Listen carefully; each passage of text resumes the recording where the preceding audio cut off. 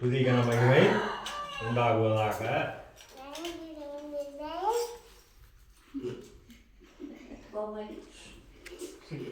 வழக்கம் போல வெள்ளிக்கிழமையிலிருந்து உபவாசம் இருக்க ஆரம்பித்தோம்.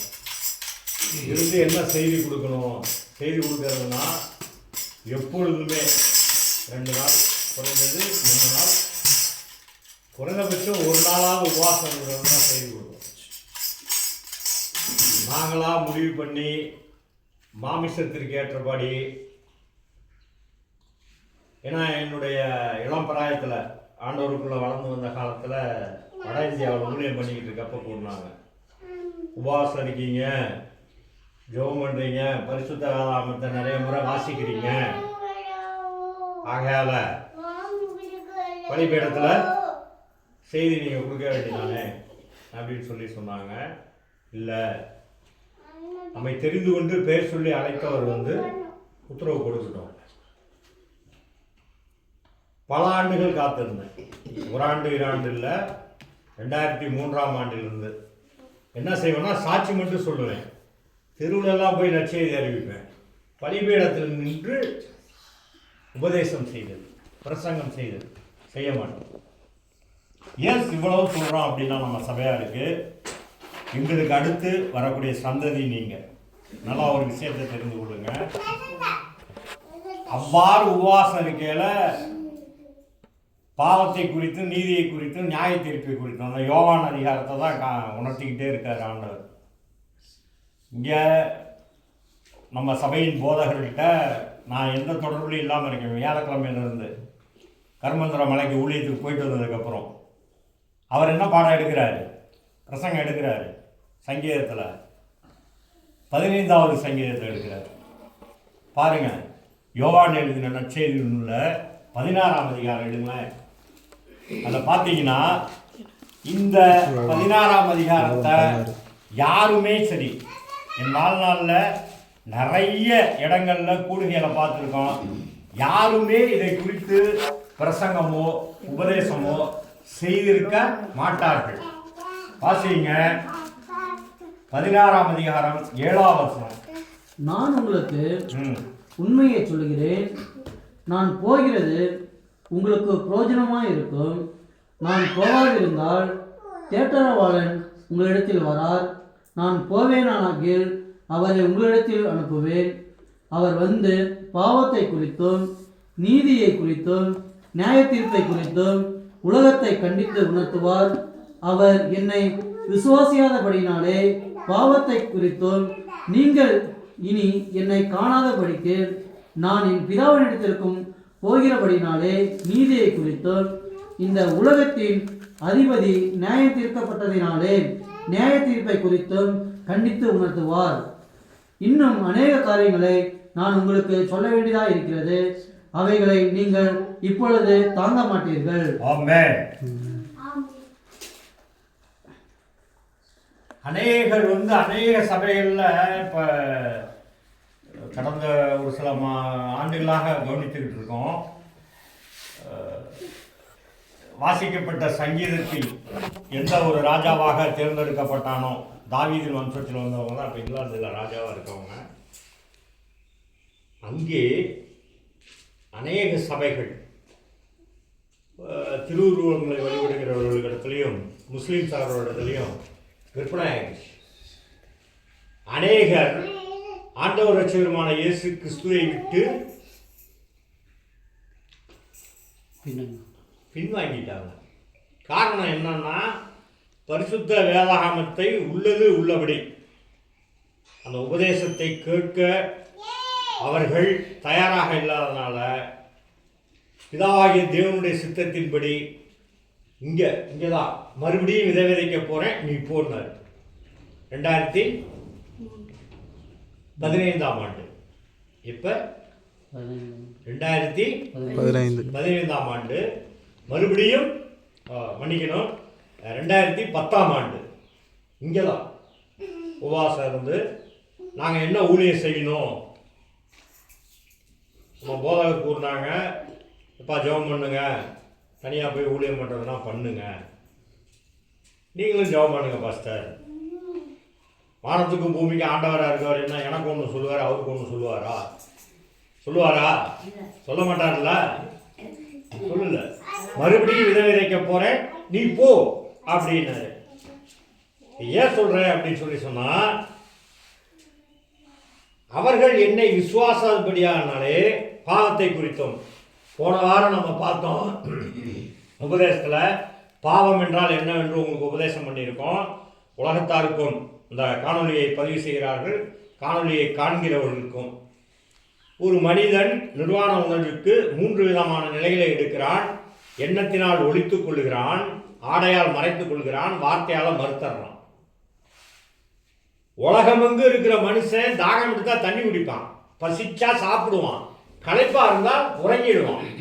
ஆனால் இந்த நிர்வாண உணர்விற்கு திரிபடைந்த நிலையில் இருக்கிறார்கள். அதை தான் பாவங்கிறாங்க.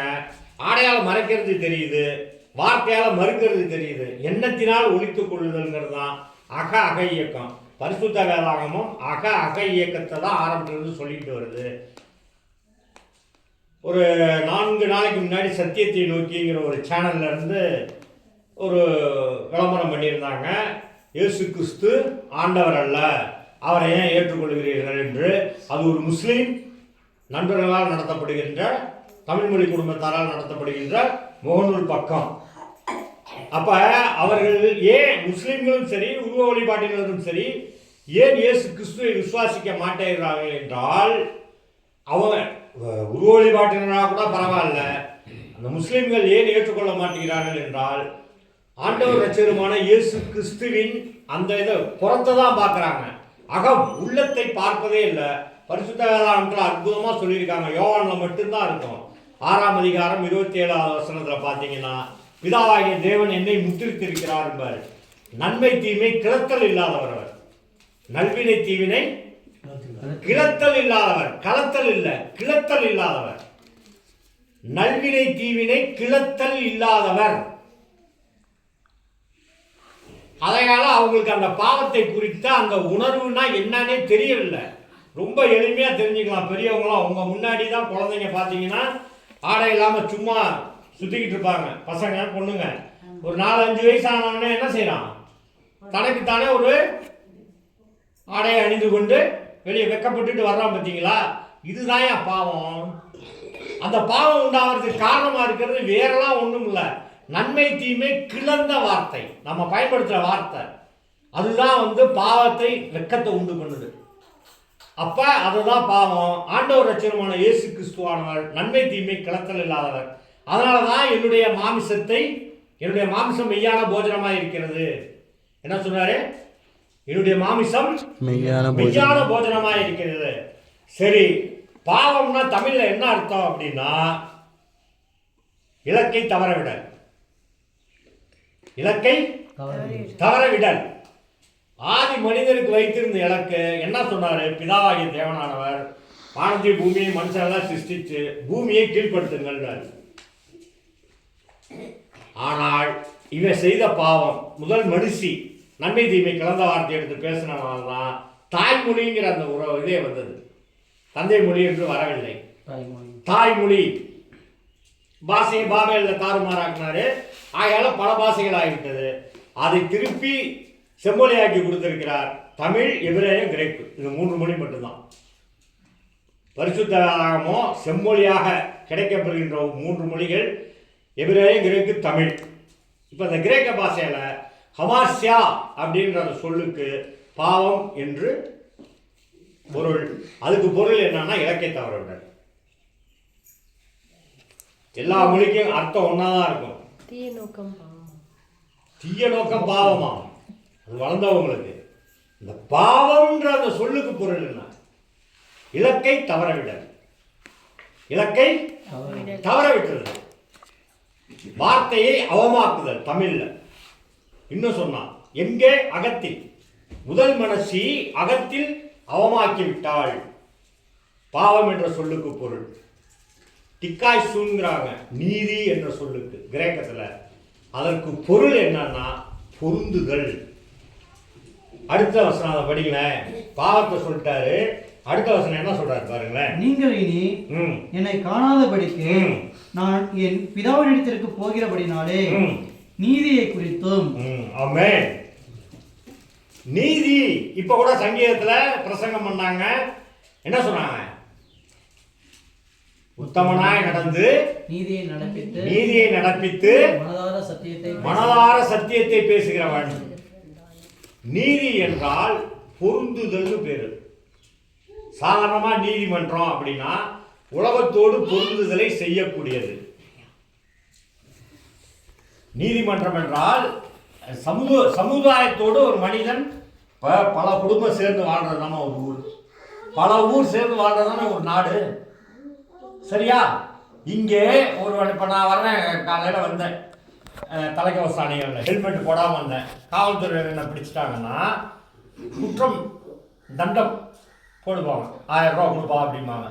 அதுக்காக என்னை சிறைச்சாலையில் போட மாட்டாங்க. இதுவே நான் ஒருவருடைய கையை வெட்டிட்டேன், ரத்த காயத்தை உண்டு பண்ணிட்டேன்னா நீதிமன்றம் விசாரித்து இவன் இந்த சமூகத்தோடு பொருந்தக்கூடியவனா, கொடுங்குற்றம் பண்ணிக்கிட்டேன்னா இல்லை இவனை தூக்கில் எடுங்கள், இந்த சமூகத்திலிருந்து இவனை நீக்கி போடுங்கள். சமூகத்தோடு பொருந்துதலை செய்யக்கூடிய வேலைகளை செய்கிற இடம் தான் நீதிமன்றம். இங்கே இவர் என்ன சொல்றாரு? நான் என் பிதாவின் இடத்திற்கு போகிறபடினாலே. அப்ப நம்மளும் அங்க போகணும்னா கர்த்தருடைய சமூகத்தில் பொருந்தக்கூடிய வேலைகளை செய்ய வேண்டும். கர்த்தருடைய சமூகத்தில். அதனாலதான் சொன்னாங்க, புத்தியுள்ள ஸ்ரீ வீட்டை கட்டுகிறாள். வீட்டை வாசிங்க. தன் வீட்டை கட்டுகிறாள். புத்தியுள்ள ஸ்ரீ தன் வீட்டை கட்டுகிறாள். அது இந்த கைவேடைப்படையான வீடு அல்ல. தயவு பண்ணி புரிந்து கொள்ளுங்க. கர்த்தருடைய சமூகத்தில் நாம் பொருந்தக்கூடிய வேலையை செய்தல் வேண்டும். அப்படி செய்யணும்னா முதலாவதுக்கு என்னவா இருக்கணும்னா உத்தமனாய் நடந்து. உத்தமன்னா நல்ல குறிக்கோள் உடையவன். யோபு புத்தகத்தில் பார்த்தீங்கன்னா உத்தமனும் சன்மார்க்கனும் தேவனுக்கு பயந்து நீதியை. அவன் என்ன செய்யறான்? 7 பிள்ளைங்க இருக்காங்க, 4 ஆண் பையன், 3 பெண் குழந்தைங்க. என்ன சகோதரிகளுக்கு விருந்து வச்ச உடனே எங்கே தன் மகன்கள் இருதயத்திலே தேவனை தூஷித்திருப்பார்களோ என்று எண்ணி அதிகாலமே அவங்களை எழுப்பி பண்ணி என்ன செய்யறான்? சர்வாங்க தகன பலிகள் எல்லாம் இருக்கிறானா? உத்தமனும் என்னவா இருக்கான்? சன்மார்க்கம் தான் என்னன்னு தெரிந்து கொள்ளுங்க. ஒருவன் ஒருத்தி நீதியை நடப்பிக்கணும்னா உத்தமனும் சன்மார்க்கம். உத்தமன்னா நல்ல குறிக்கோள் உடையவன். சன்மார்க்கம்னா என்னன்னு தெரிந்து கொள்ளுங்க. புலால் மறுத்தல், மாம்சம் சாப்பிடக்கூடாது. எந்த மாமிசமா இருந்தாலும் சரி, மாமிசம் சாப்பிடுதல் கூடாது. பரிசுத்த வேதாகமத்தில் ஆரம்பத்திலே சொல்லிடுவார். ஆதியாகமம் 10ஆம் அதிகாரம் எடுத்தீங்கன்னா அது என்ன சொல்லியிருப்பார்? பிதாவாகிய தேவனானவர் ஒன்றும்லாம் இல்லை,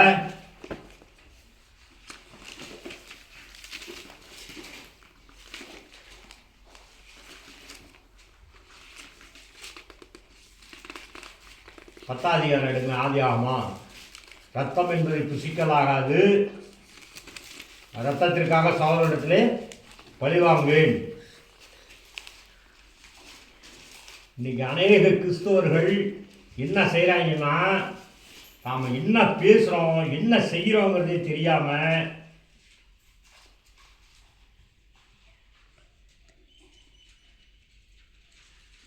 ஒன்பதாம் அதிகாரம் 4வது வசனம். மாம்சத்தை அதன் உயிராகிய ரத்தத்தோடு புசிக்க வேண்டாம். உங்களுக்கு உயிராயிருக்கிற உங்கள் ரத்தத்திற்காக பழி வாங்குவேன். சகல ஜீவ ஜந்துக்களிடத்திலும் மனுஷனிடத்திலும் பழி வாங்குவேன். மனுஷனுடைய உயிருக்காக அவனவன் சகோதரனிடத்தில் பழி வாங்குவேன். ரத்தம் என்பதை புசிக்காதவனா இருந்தான். இன்னைக்காவது தெரிந்து கொள்ளுங்க பரிசுத்த வேதாகமத்தை வாசிக்கின்ற எனது அருமை பிள்ளைகளே. உத்தமனும் சன்மார்க்கனுமா இருந்தான் படிக்கிறோம் இல்லையா? சன்மார்க்கன்னா முன்னாடியே சொல்லிட்டாரு. அவர் என்ன சொல்லிட்டாரு? அவன் மாமிசம் புசிக்காதவன். இன்றைக்கு மாமிசத்தை அதன் உயிராகி இரத்தத்தோட புசிக்க வேண்டாம். படிங்க மேல. மாம்சத்தை நடமாடுகிற ஜீவ ஜந்துக்கள் யாவும் உங்களுக்கு ஆதாரமா இருப்பதாக. ஆரம்பத்திலிருந்து நான் சொன்னதிலிருந்து பாருங்க. மாம்சத்தை அதன் உயிராகிய ரத்தத்தோடு புசிக்க வேண்டாம். உங்களுக்கு உயிராக இருக்கிற உங்கள் ரத்தத்திற்காக பழி வாங்குவேன். சகல ஜீவ ஜந்துக்களிடத்திலும் மனுஷனிடத்திலும் பழி வாங்குவேன். மனுஷனுடைய உயிருக்காக அவனவன் மனுஷனுடைய என்ன செய்யறான்? ஆதி மனுஷன்ல இருந்து, அதாவது முதல் மனுஷி இசைந்து இருந்தவர்கள் இணைந்த பிறகு ரத்தத்தை புசிக்க ஆரம்பிக்கிறான். தடுக்கிறார், கேட்கல, இருதய கடினத்தினால புசிச்சுக்கிட்டே இருந்ததுனால என்ன சொல்றாரு? பழி வாங்குவேன்னா குற்றம் சாட்டுதல். என்னது? குற்றம் சாட்டுதல். பழிக்கு பழி வாங்கிடுவேன் சொல்றோம் இல்லையா? குற்றம் சாட்டுதல். மாமிசத்தை சரி, இங்க நமக்கு சாப்பிடுன்னு சொல்லிட்டு எப்படி தமிழ் நூல்ல திருக்குறள்ல மட்டும் எழுதி வச்சிருப்பாங்க புலால் மறுத்தல்னு. அப்படின்னா ஆண்டவர் எபிரேய மொழிக்கு ஒரு ஆண்டவர், தமிழ் மொழிக்கு ஒரு ஆண்டவரா? கொஞ்சம் கூட யோசிக்கிறது இல்லை. நான் ஆரம்பத்திலே சொல்லியிருக்கிறேன், நம்ம சபையில இருந்தா நியாய திருப்பி ஆரம்பிப்பாங்க. மறுபடியும் விதை விதைக்கிறேன் போ அப்படின்னாரு. எங்களை நாங்களாம் உயர்த்திலாம் பேசவே இல்லை. பிதாவாகிய தேவனுடைய சித்தத்தின்படி அவருடைய மகிமையை தேடுகிறவர்களாக இருக்கிறோம். பழி வாங்குவேன், பழி வாங்குவேன் அப்படின்னா ஆரம்பத்தில் என்ன கொடுத்திருந்தாரு? ஆதி ஆரம்பத்தில் சகல ஜீவராசிகளுக்கும் நமக்கு என்ன கொடுத்திருந்தாரு? மாம்சத்தை கொடுத்திருந்தாரு.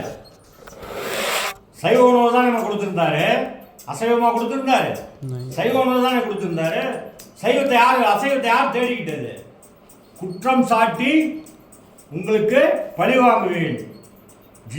மனுஷனிடத்திலும் பழி வாங்குவேன். மனுஷனுடைய உயிருக்காக அவன் சகோதரத்திலே பழி வாங்குவேன். மனுஷன் தேவ சாயலில் உண்டாக்கப்பட்டபடியால் மனுஷனுடைய ரத்தத்தை எவன் சிந்துறானோ அவனுடைய ரத்தம் மனுஷனாலே சிந்தப்பட கடவுது.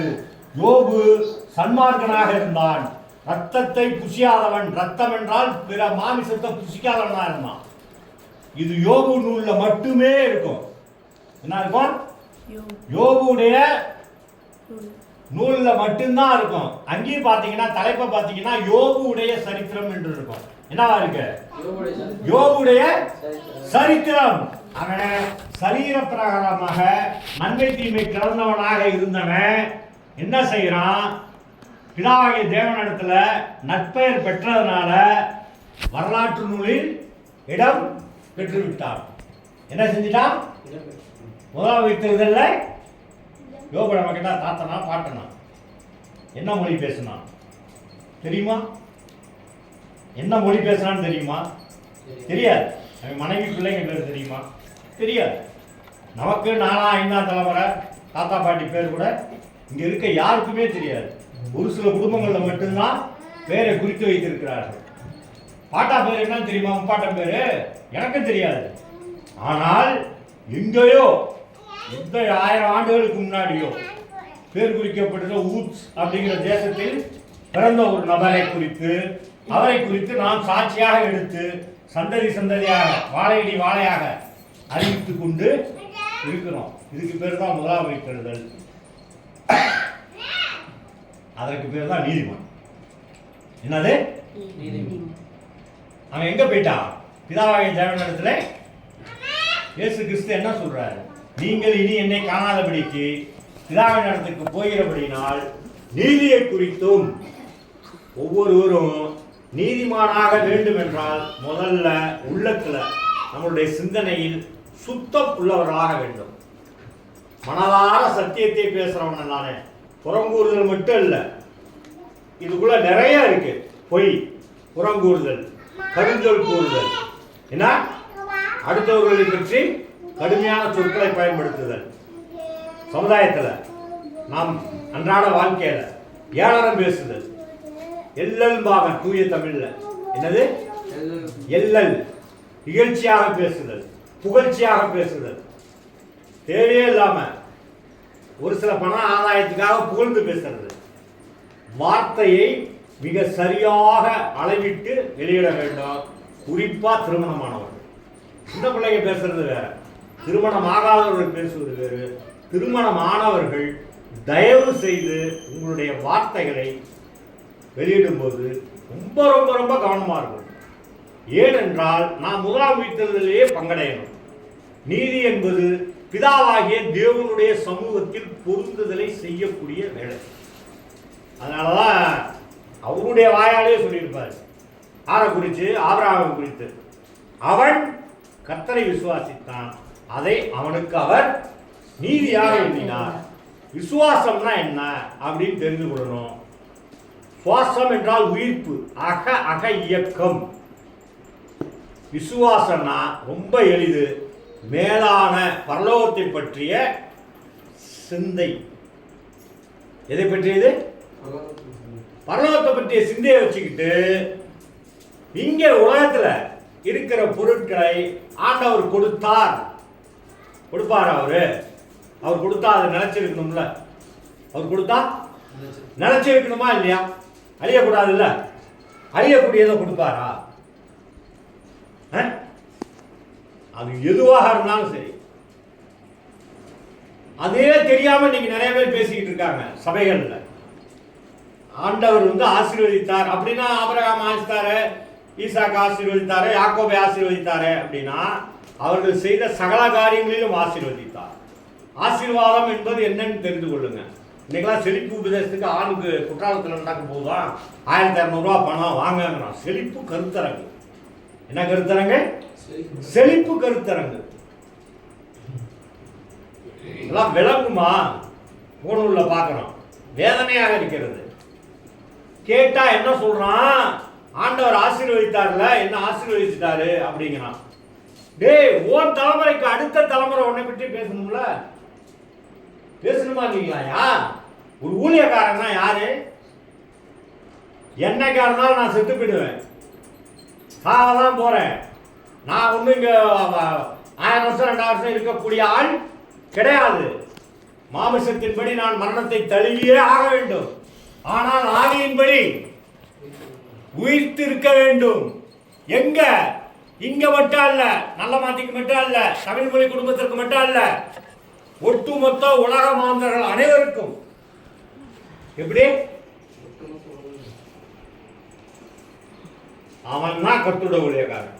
இந்தா இப்படி ஒருத்தன் இருந்தா இப்படிதான் வாசிக்கணும்னு பிதாவாகிய தேவனுடைய சித்தத்தின்படி ஊழியம் செய்தான். எப்படி? பிதாவாகிய தேவனுடைய சித்தத்தின்படி ஊழியம் செய்தார்கள். இந்த இடத்துல நடந்துச்சு, இந்த நாள் இருந்தாங்க. யார் யாரு இருந்தாங்க? வேதாகமத்தை வாசிக்கணும்னு சொன்னாங்கல்ல. உங்க தாத்தா குடிக்கிற டீ கூலியா கொடுத்தாரு, கூலியை அதிகப்படுத்தி கொண்டே சென்றேன். தின்பண்டங்கள் கேட்டேன், கொடுத்தார். பலகாரம் செஞ்சு கொடுன்னு கொடுத்தார். உங்க பாட்டியை வச்சு வாசிச்சு காட்டுனாரு. 2003 வருஷம் என்ன சொன்னாரு?